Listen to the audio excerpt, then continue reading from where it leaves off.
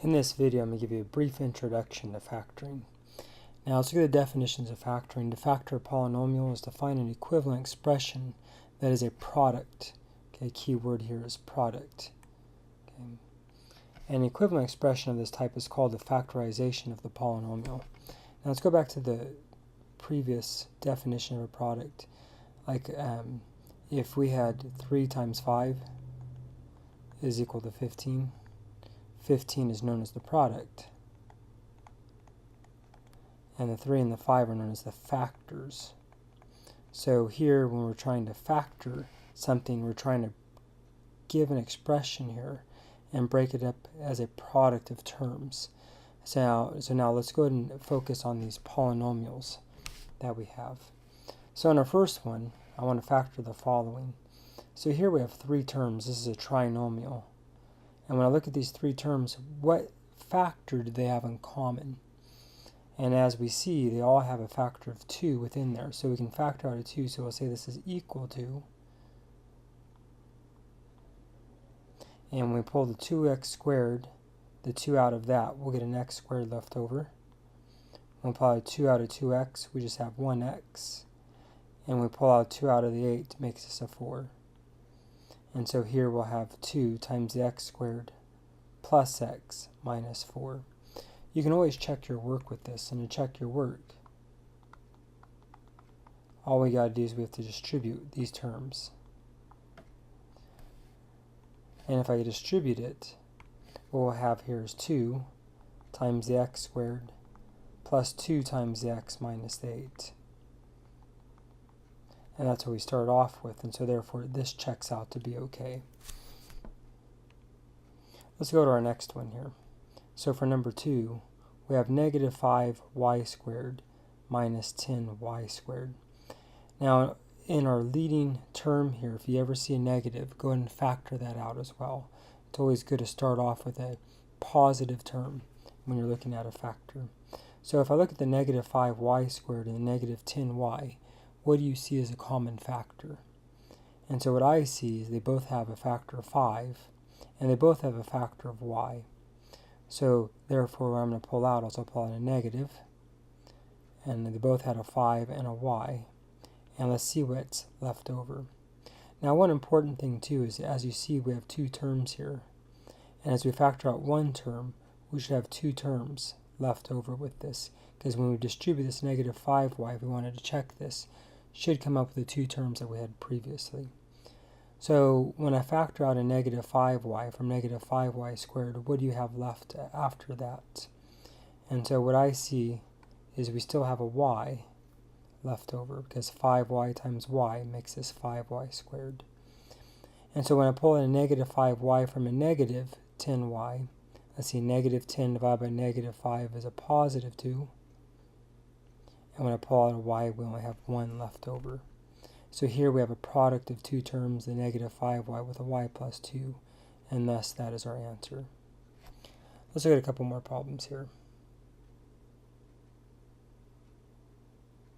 For our next 2, let's say we have 6x to the 8th power plus 12x to the 6th minus 24x to the 4th plus 30x squared. How many terms do you see within here? And if you said 4, you're correct, because we have these 4 terms. And amongst these 4 terms, what is the greatest common factor, also known as the GCF with this? But what do you see as the greatest common factor? Let's first look at the coefficients. We have 6,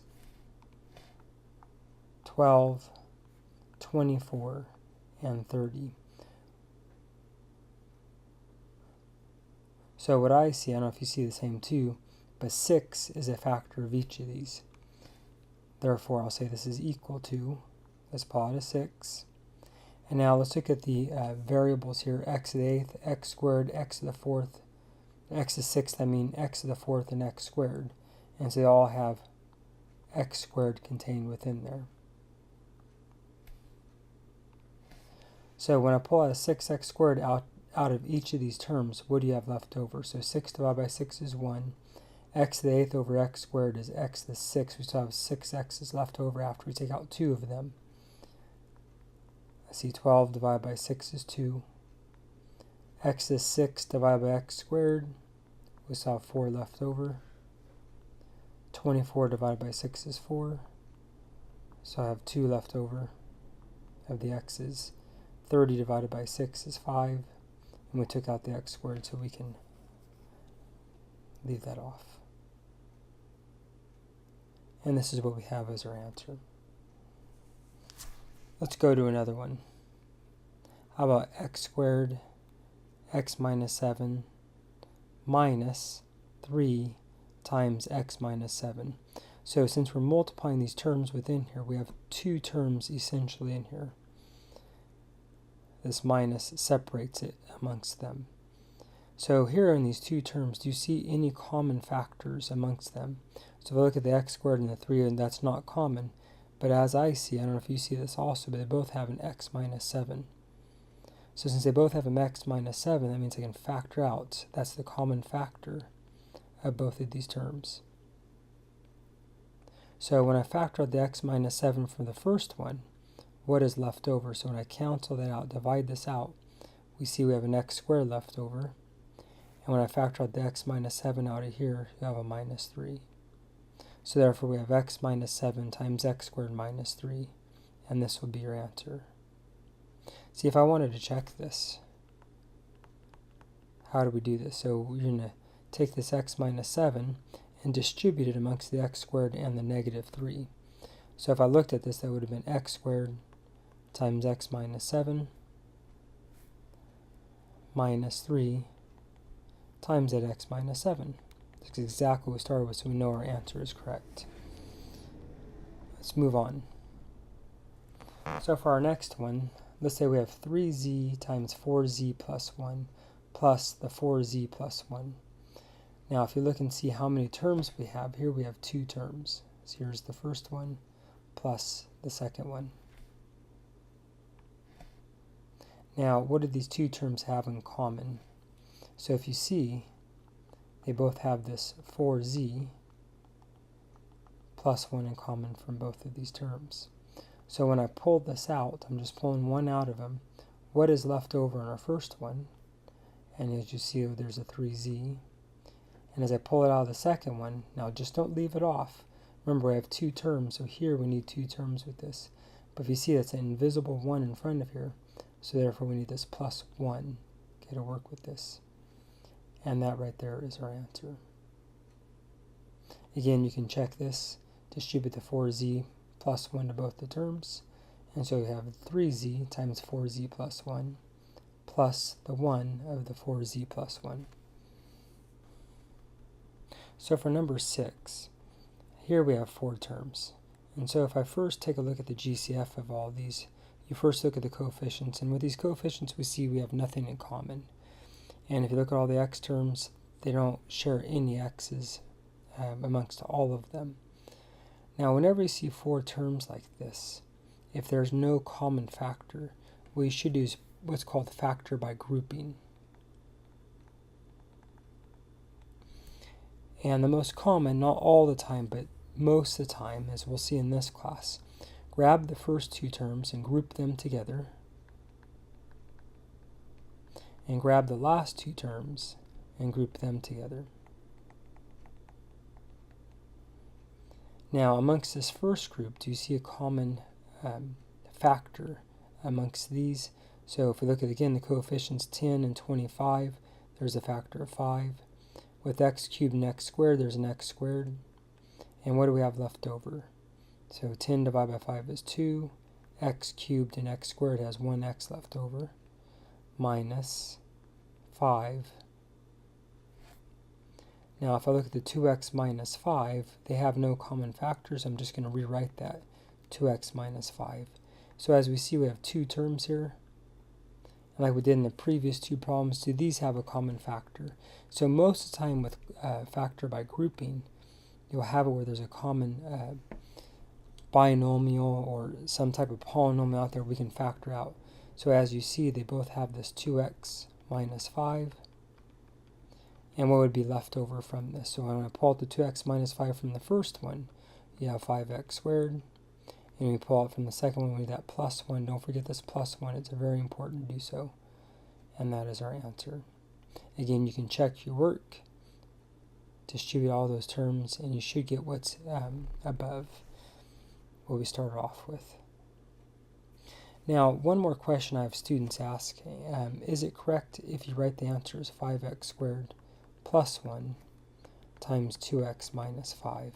See, the order of these are different. So is my answer wrong if I do it that way? And what I say in return, what's 3 times 5? That's 15. What if I reverse 5 and 3? That is also 15, right? Multiplication is commutative, means you can change the order of it. So thus, both of these answers are correct. So the order does not really matter when you're factoring these terms. Okay, let's move on to number 7 and number 8, our last two for this video. Now again, there's 4 terms. If I try to look for the greatest common factor, they don't have any. So again, what I'll do is I'll try to factor this by grouping.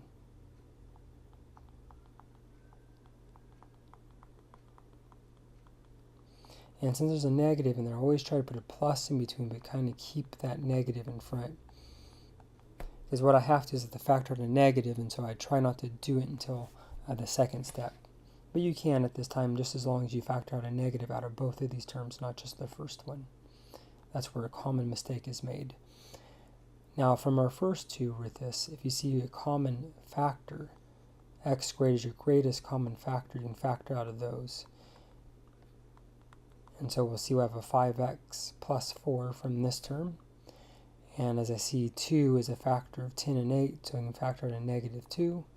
Negative 10 divided by negative 2 is a 5. Attach this x onto it. Negative 8, negative 2 is a positive 4. And oh good, look, we both have a 5x plus 4. So we can factor out this 5x plus 4. And we have left over is that x squared minus 2.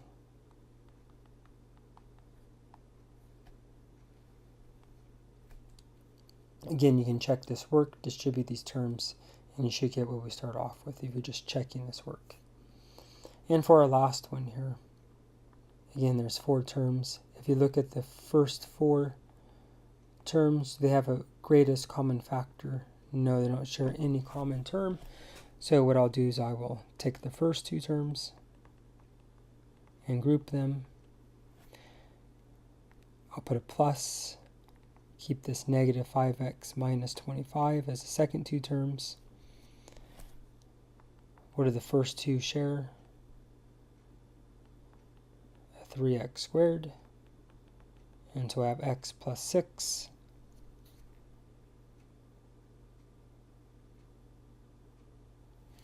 If I look at the next 2, we can pull out negative 5. And here we have x plus 5.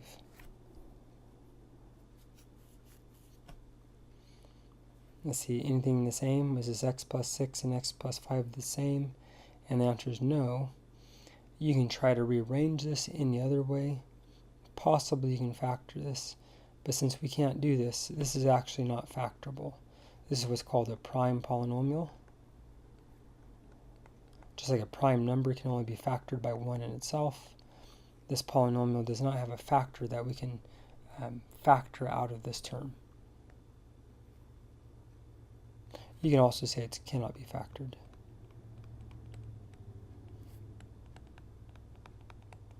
So in this lesson we found if you have a common factor, usually greatest common factor, try to factor that off first and foremost.